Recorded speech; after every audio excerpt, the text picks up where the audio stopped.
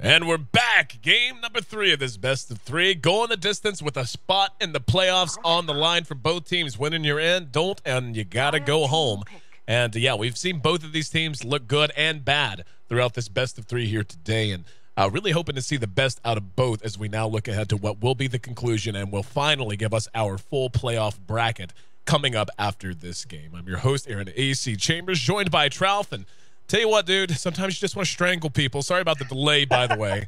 I'm not going to go into it, but don't get me wrong. Like, I honestly feel like I need to apologize. I got a little salty at one point, but some confusion over coin flips and all that. And I love the Liquid guys and I love RoX, but sometimes you just want to hit them right in the mouth, right in their big dumb face. Bam! Right in the big face. But yeah, draft's underway, and I'm gonna mellow. I'm gonna mellow. I'm not gonna harsh the mellow of the viewership. I'm gonna chill, and I want you to talk about the draft to be insightful, like you always are. All right, you bust out a cold one. Just chug that thing, and you'll be good in about 30 minutes or so. All right. Wait, I guess the game will be over by then. All right. So yeah, the draft. Doom Mirana coming out for RoX.KIS. Doom, very very strong hero. Talked a lot about him last game.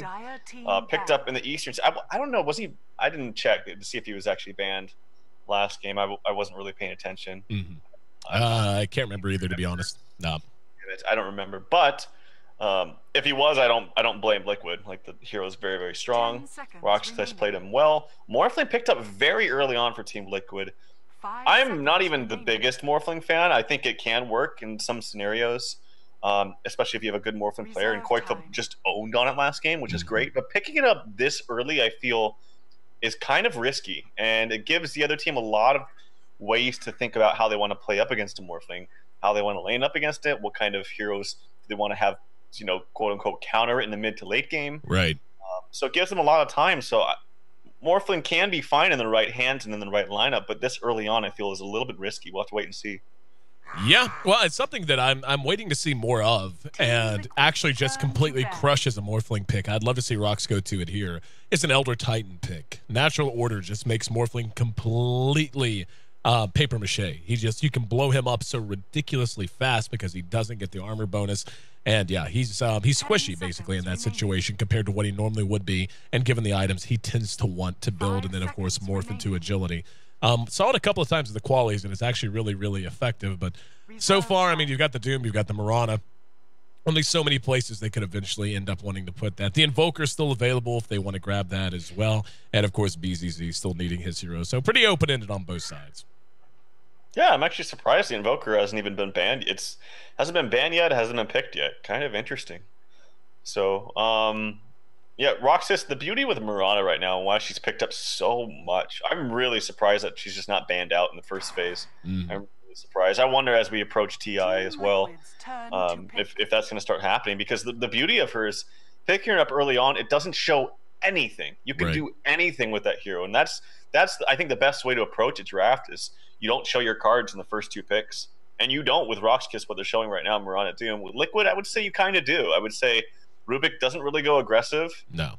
Too effectively. Morphling, I guess you can farm him in the safe lane. So it's not like you're completely showing everything, but you're showing where your strengths lie as far as, are we going to fight early, mid, or late?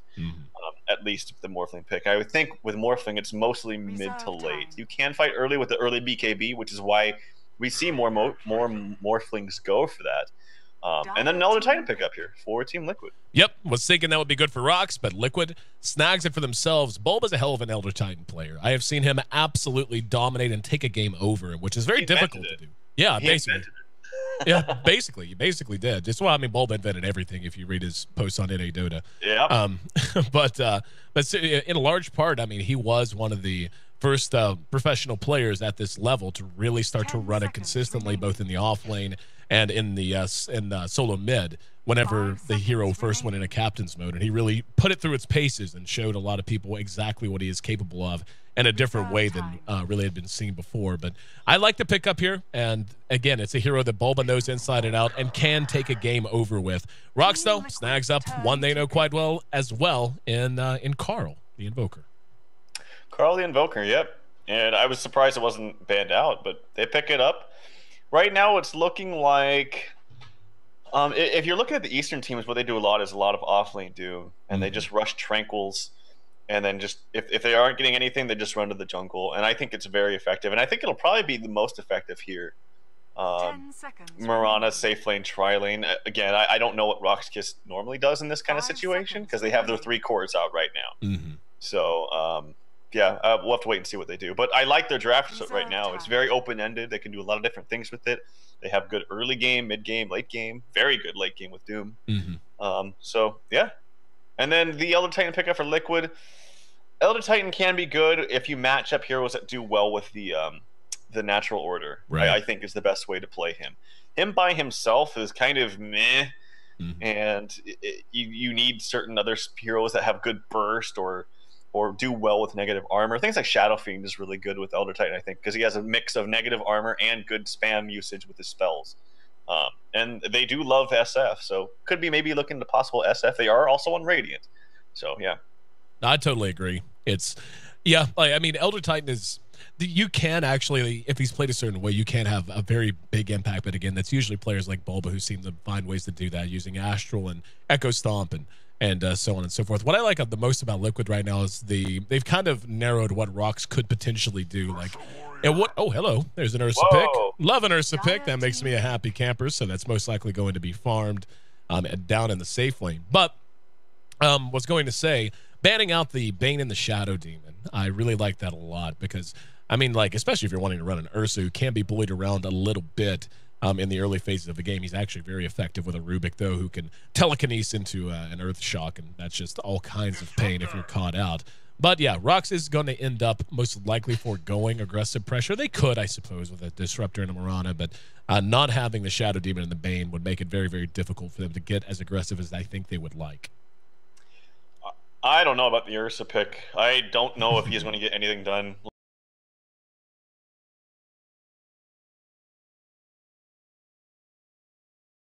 Depending on what build he goes, but like if he goes Quas Wex, you're never going to kill him, and you're going to get all your mana burned. Actually, Quas Wex might not be bad here, to be honest. It actually would be pretty damn good. But even if he goes Exort, he's still going to have the Cold Snap with his Forge Spirits, which are really annoying if you're an Ursa player without BKB. Mm-hmm. And you also have Doom now, and then the Disruptor picked up in counter to the Ursa is really good against Ursa. The Glimpse is also effective. It's also very, very good against Morphling because the Disruptor ulti just kind of owns Morphling. Right. So I'm really liking RoX.KIS's lineup a lot better than Team Liquid's here, but there's still one more pick apiece.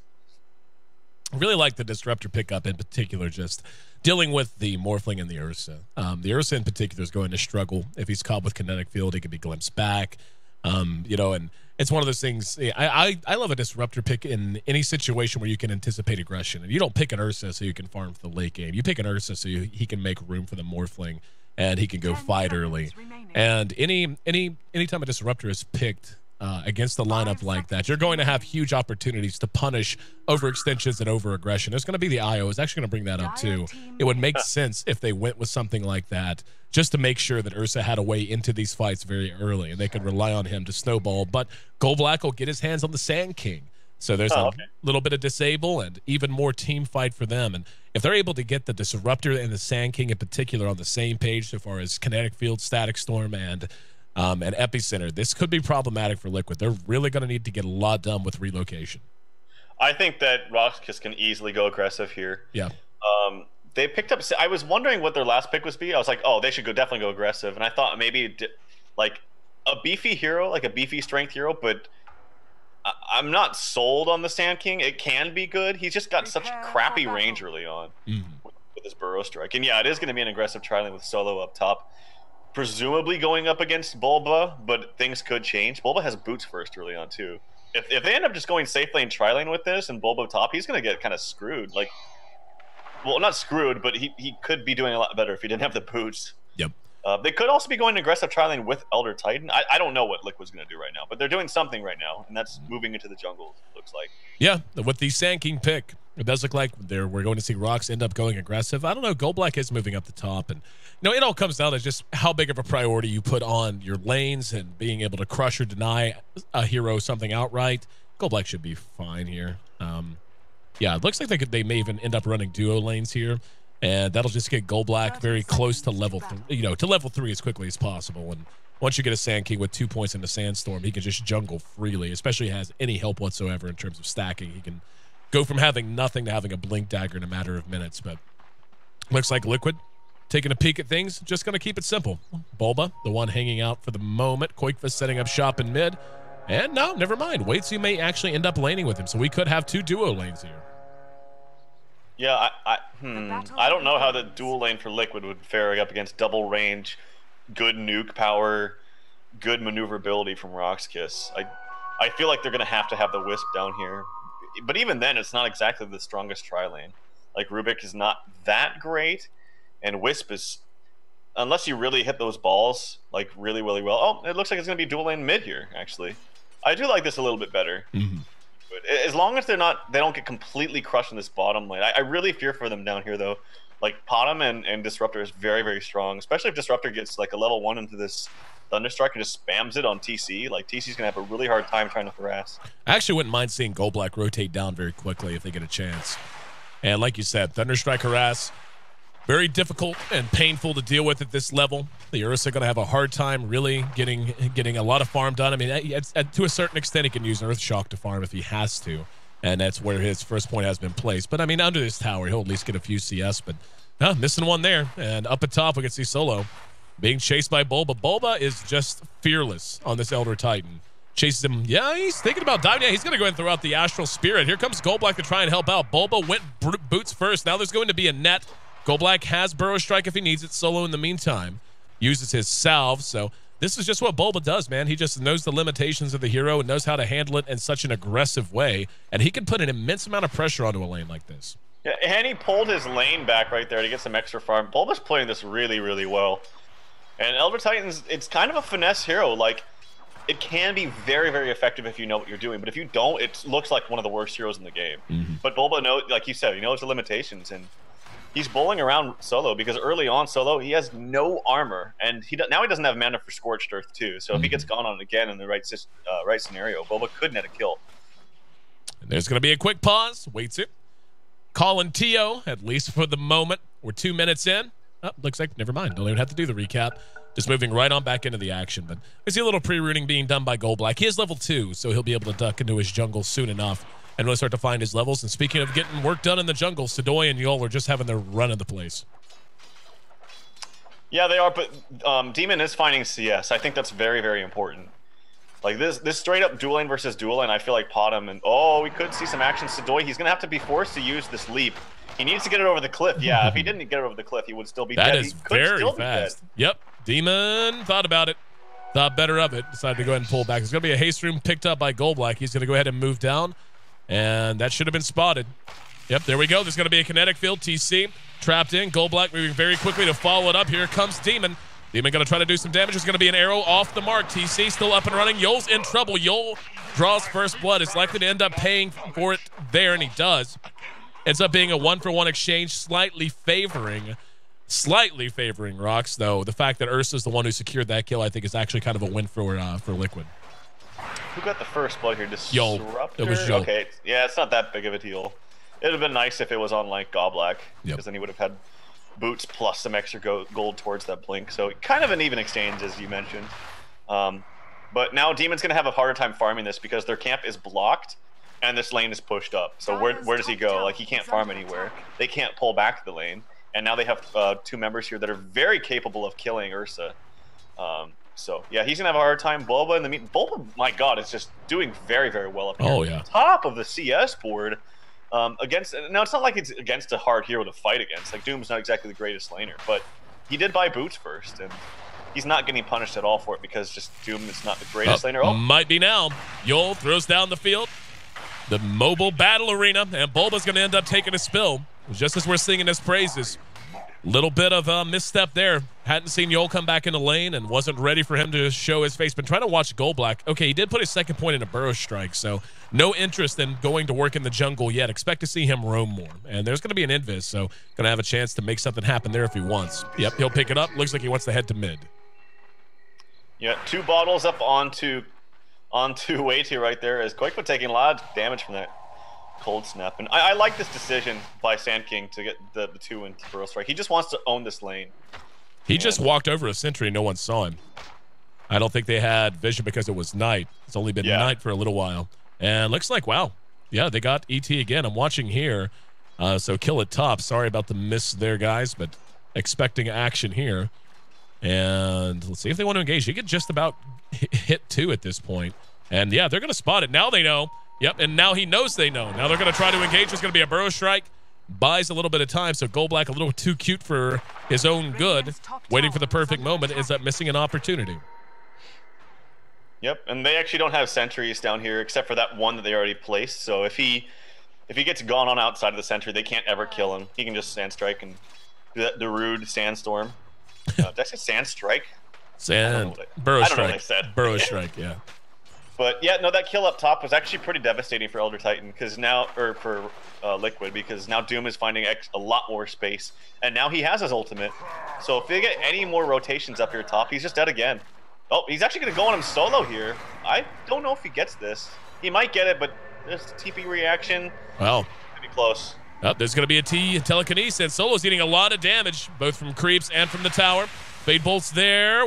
He's really living on the edge, man. Like, yeah, he may die here. Being chased by the Astral Spirit and barely able to outrun it. Just barely. Solo really pushing it to the absolute edge. Now Waytu has shown his face down here. Looks like Sadoy wants to chase him down. Has actually cut the creeps for the moment. Demon up under the tower and unable to really do a whole lot of battle. We haven't talked a lot about what's been going on in mid. Roughly a break-even affair, 19 and 21 CS respectively for the Invoker and the Morphling. But Quakefo was assisted by the IO. He's going to get his hands on a DD rune now.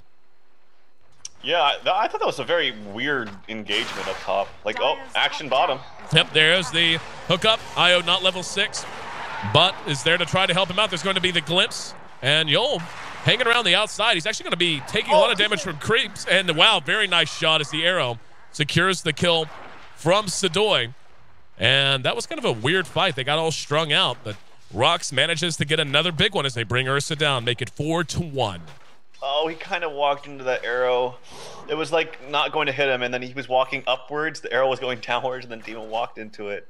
Not the best movement there, unfortunately. But he had a lot of stuff around his area. Was probably looking at other things, panicked, and just it happens sometimes. The best of us. But yeah, mid, not too much to say. I mean, it is kind of even. I would say that kind of favors Quakefo a bit, but Invoker, he is going Quaswex. I think this is the best decision. I think it's very, very smart for him. They have plenty of late game. They are up against a Morphling, but the EMP Tornado is going to be so strong. Goldblack is now working on his Blink Dagger. He started to go to work in the jungle this time, doing it in the enemy jungle, though. 2 points in the Sandstorm as he is level 4. And TC knows it's happening, but really can't do a whole hell of a lot to stop it. And Demon has been farming, but just not very well. I mean, he's sitting at 19, so it's not the end of the world, but he needs something big. Let's see, TC. I'm not sure what the plan was there. Like, I mean, it's not as if Goldblack can't see him when he's in the Sandstorm, and he just kind of kept hanging around trying to leech experience and ended up paying for it. And Quakefo looks like had BZZ quite low. BZZ keeping an eye on him.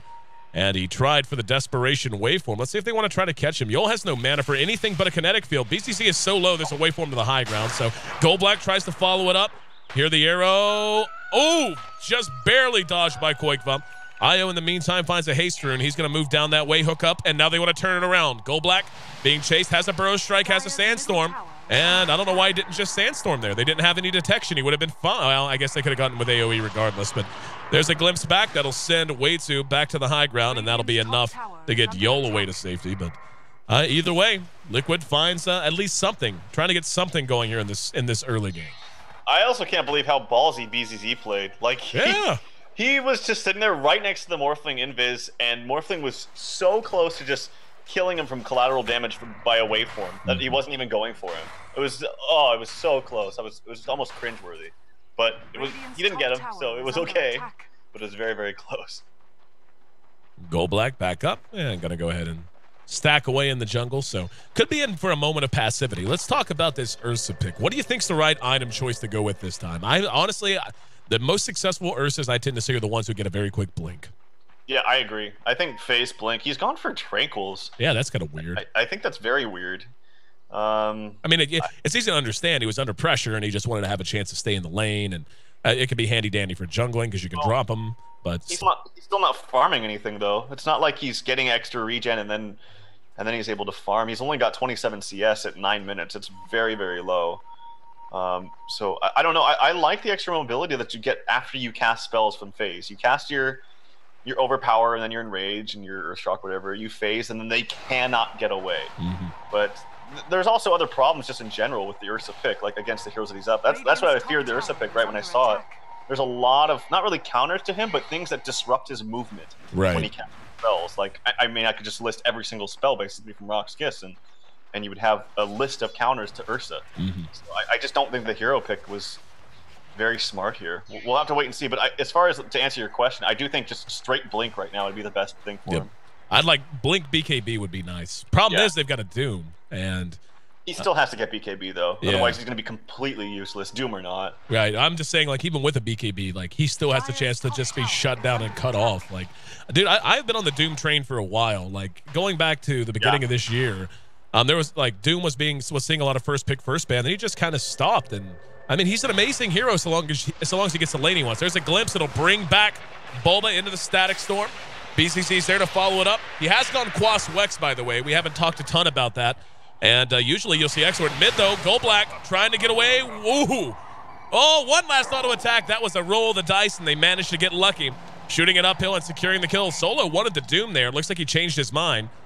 He seemed to have been in the attack animation for that right there, but a nice kill for them. TC's right there. There's going to be their courier and Solo with Scorched Earth on, feeling very tanky and survivable. Has some help now from Yol. Yol has a max level glimpse available now if he wants to try it. Nope, doesn't look like he's dedicated to it. Yeah, it was kind of an awkward scenario there. That was smart from Solo, not using the ultimate. He would have gotten a kill on the Wisp, but he would have probably got denied. So it would have been a waste of the Doom. So I think that was a good restraining of himself right there. But yeah, Morphling, I guess he's still got some good farm. He's got 56 CS. I should probably go over to the net worth tab. But it's all RoX.KIS actually. As you were mentioning, just to further your point, Doom, I don't know why he's not picked up more. I mean, he's still picked up, I would say, relatively frequently. But I just think this hero is a beast, man. Like, just you Doom someone and then that problem solved, at least for that hero. Well, he's another one of those picks. It's like the Mirana, too. You can do so much with him. You can farm him solo safe. You can put him at the front of an aggressive tri-lane if it's the right situation. You can just run him in the jungle. You can run him solo mid. Support Doom, not so much, but, I mean, you can just do so much with him. Now they're going to try to engage on Quake, but EMP is there. Does take his mana down to 0, and Gold Black's there to follow, but being helped out, he's doomed and caught in the Static Storm still. Not enough damage to bring him down outright. He should end up dying to this. Nope, there's a relocate. And I didn't see, where did he actually send him to? He did send him into the well. He could, okay, no, he's still going to live. Okay. I was going to say, but at any rate, they do manage to keep him alive. Now they're going to re-engage. Way too in trouble. Solo's up on the high ground. There's going to be an Earth Splitter. Nope. Thought maybe it would catch one or two, but a little wishful thinking. Almost glimpsed into the arrow there. Solo's now right on TC, though. Here we go. Demon comes in, but there's that tornado we were talking about. And another big burrow strike. Catching two. There's a kinetic field. They're going to be able to kite out Demon, and he's going to end up dead at the back of this. Now the cold snap on the Bulba. He has no mana. He's going to take a spill as well. And RoX.KIS has blown this game open. Quakefa back from near death. Going to have to wait for him and make a run for it again. He's going to be glimpsed back, though. Great play out of Yol. He has been on top of his glimpses. Kinetic fields, static storms have all been excellent. That's going to make it 11-3. And RoX off to a big, big lead now. That tower drops, and that's going to be close to 10K gold lead amassed, and the experience not far behind. Dear Lord, is it really that high? Wow, it is. I just don't know. I feel like this Ursa pick was awful, man. Like, to put it bluntly, I really think that it just had no place in the lineup, especially from the heroes that you already saw. I believe they picked it into they picked it into Invoker, Autumn, and Doom, and then the Disruptor was picked up right after that. It just he has no place in fighting against that. He needs, if you're gonna pick the Ursa, I feel like you need the Wisp is fine, but I think they needed a better laner than Rubik. Like, right. I feel like Rubik just doesn't offer as much to secure that lane farm for Ursa. And he didn't. Like, Ursa has no farm right now. You know what? I honestly wouldn't have minded much if they wanted to go with another support. I would not have minded a Dazzle pick at all. Sure. Dazzle Ursa is actually kind of nasty. I feel like anything would have been a little bit better than Rubik given the scenario. Quakefoot gets arrowed. Catches it right in the mouth. Here comes Bulba, though. And looks like RoX sniffing that one out. There is a ward down for Liquid, so they have view. They should have gotten a glimpse of Gold Black there. It looks like they will pull back. In the meantime, Demon, this is about as good as you could ask for him. He's got his Morbid Mask up. He's got his double damage rune a-rockin', and he is banging away on Roshan. I'm surprised RoX hasn't sussed this out. They should have known there's going to be a relocate down to bottom. That's actually going to be Koikva and the IO there. And RoX unable to find themselves a target. Demon should be able to find himself an Aegis. Well, that is one of the perks of having Ursa, is that even if you can detect it, it's usually too late this early on. Oh, they did net a kill onto way too up top. Why did he relocate from there? But yeah, he relocated from right about here and brought Koikva down to bottom. That is very, very weird. Like I feel like the relocate bottom was fine just to give him farm and to kind of make it seem like they weren't doing Roche. I feel like that was the reasoning behind it. Yep. To kind of divert RoX.KIS' attention. But don't do it from right in front of your tier 1 where the enemy's about to push in 15 seconds. Yep, I agree. Yeah, he's had a bit of a tough one. Bulba, even though he started out so dominant, has really struggled in the last 10 minutes or so. He's 0-4 right now. There's going to be Moonlight Shadow used. They're going to try to track down Demon. There's going to be a glimpse back. Kinetic Field is on the mark. Gold Black follows it up. He's got Doom. They're not even going to need it. And that Aegis is gone. They may doom him as soon as he pops back up. There's going to be a tornado that catches Way 2. Way 2 ends up dying behind that. Here we go. Earth Splitter's going to connect. Lots of damage done there. Solo may want to use it or lose it. Kinetic Field, nope. He's actually going to be able to make it back, but there's the epicenter, and Demon ends up dropping against Sadoy. Finishes up the killing spree. They may get TC here. Attack? Nope, Oh, that'll do. And RoX is on the route as they are just punishing Liquid and every engagement at bottom. Koikva attempting to split push now. But I mean, like, this is just, it feels a lot like game 1, unfortunately, as you know, game 1, like, they haven't gotten a tier 1 yet, and honestly at this point RoX doesn't look like they care. Yeah, the problem is, even if Koikva, he's probably going to go for a straight BKB if the game even lasts that long.